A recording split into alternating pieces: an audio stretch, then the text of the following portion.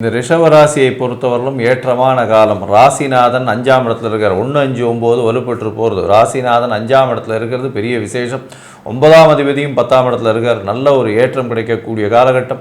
5ஆம் அதிபதியும் பரிவர்த்தனை யோகத்தில் ஆட்சி பெற்று போகிறது பெரிய விசேஷம். இதனால் பணத்திற்கு பஞ்சம் இருக்காது. ஏன்னா லட்சுமி யோகம்னு சொல்லக்கூடியது இது. பணத்திற்கு பஞ்சம் இருக்காது. எப்பொழுதுமே பண வருமானம் அதிகமாக இருக்கும். எடுத்த காரியங்கள் நிச்சயமாக நிறைவேறும். தீர்க்கமான முடிவுகள் எடுக்கக்கூடிய வாய்ப்புகள் நிச்சயமாக உண்டு. தொழிலில் அபரிமிதமான ஏற்றம் இருக்கும். கூட்டு தொழிலில் புதிய கடன் வாங்கி இன்வெஸ்ட்மெண்ட் அதிகமாக பண்ணுவீங்க. புதிய வீடு மனை வாங்கக்கூடிய வாய்ப்பு உண்டு. தாயின் உடல்நிலையில் நல்ல ஒரு ஏற்றம் இருக்கக்கூடிய வாய்ப்பு.